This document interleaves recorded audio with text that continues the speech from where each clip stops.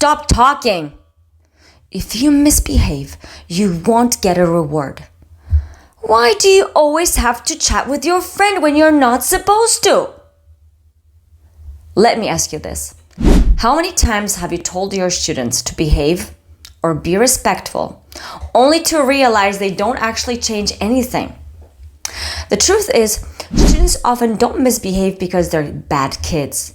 They misbehave because they don't know exactly what's expected of them. And today I want to dive into why vague rules don't work, how clear expectations can transform your classroom, and some powerful strategies you can start using tomorrow or even today. Classroom behavior is the engine that drives your lessons. When behavior is good, teaching feels like flying, smooth, easy, and joyful. When behavior breaks down, even the best lesson plan feels like pushing a car uphill. And here's the truth. Most behavior doesn't come from students trying to be bad. It comes from them not knowing exactly what we expect. Think about the phrases we often use as teachers. Stop talking. Behave yourself. Be good. You'll lose your reward if you misbehave. Why do you always have to be like this? The problem? They're either negative, vague, or both. Stop talking. Okay, but then what? Should I listen, right? Raise my hand? Behave yourself, be good. But what does be good actually look like in practice? For one child, it might mean sitting quietly. For another, it might mean answering every question. For yet another, it could mean trying not to annoy the teacher too much. Why do you always have to be like this? That's not an instruction at all. It's just pure criticism. You lose a reward if you misbehave. And that's a threat. These commands don't guide students. They confuse them. And confusion leads to frustration, both for you and for them. So instead of telling students what not to do, tell them exactly what to do. Replace rules with clear expectations. Let me give you some examples. If one student is answering a question and you have two other students talking at the back, you might be tempted to say, "Stop talking over there." But what if you shifted it? Instead, you could say, "Excuse me, as far as I know, Christian is talking right now, right? And how many people can speak at the same time?" One. Yes. So if Christian is talking, what do? Yes, we listen. Now it's clear. Students know the expectation. One person speaks, the others listen. Another example. This actually comes up when we talk about the language. Obviously, the default language for my students is Polish. It's their habit, their comfort zone. And honestly, it's very difficult for them not to slip into Polish. I could be the bad cop and say, "What did I tell you? Don't speak Polish." Or, "Stop speaking Polish right now." Or, "How many times do I have to remind you not to speak Polish?"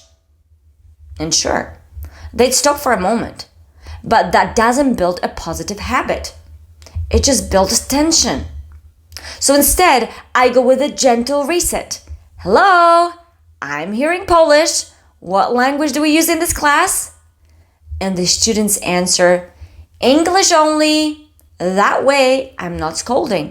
I'm reminding. The responsibility shifts to them.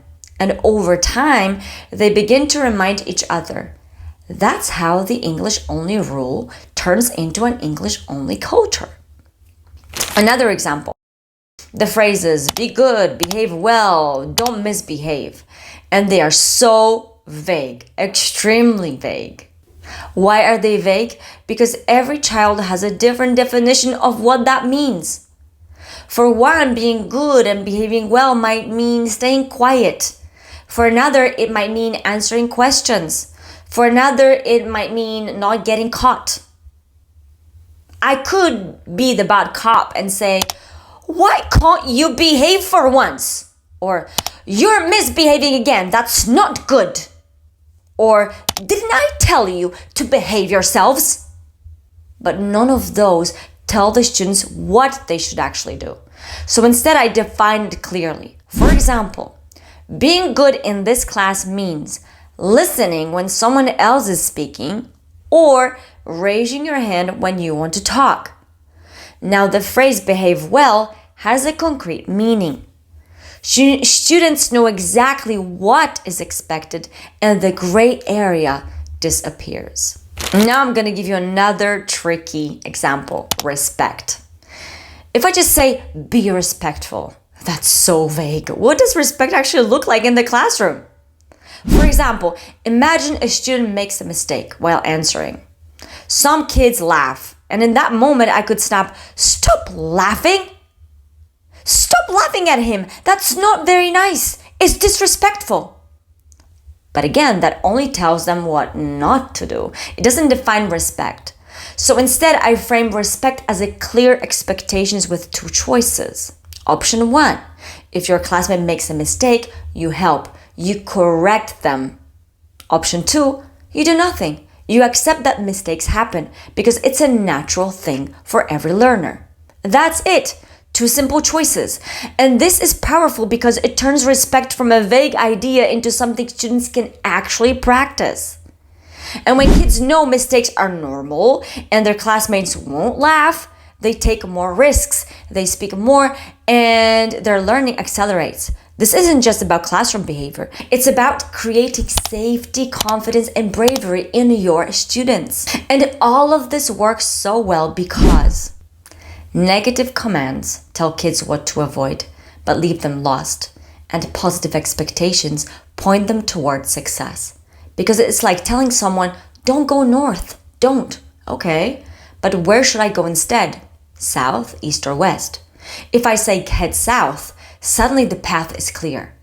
And of course, what's very important, and I have to add this here, modeling matters. Kids copy what they see. If you want them to listen respectfully, model respectful listening. And you have to show them what respectful listening means. If you want them to use English only, don't slip into another language yourself. Sometimes I even role play. I'll act out the wrong way and the right way. They laugh, but it sticks. And they remember the contrast. Modeling makes expectations real. And when expectations are clear and consistent, something amazing happens. Students start holding each other accountable. You don't have to be the bad cop anymore because the group knows the rules and enforces them naturally. That's how you build a classroom culture where students feel safe, focused, and ready to learn. And once you have that, everything else, from language learning to project work, becomes so much easier. So here's my challenge for you.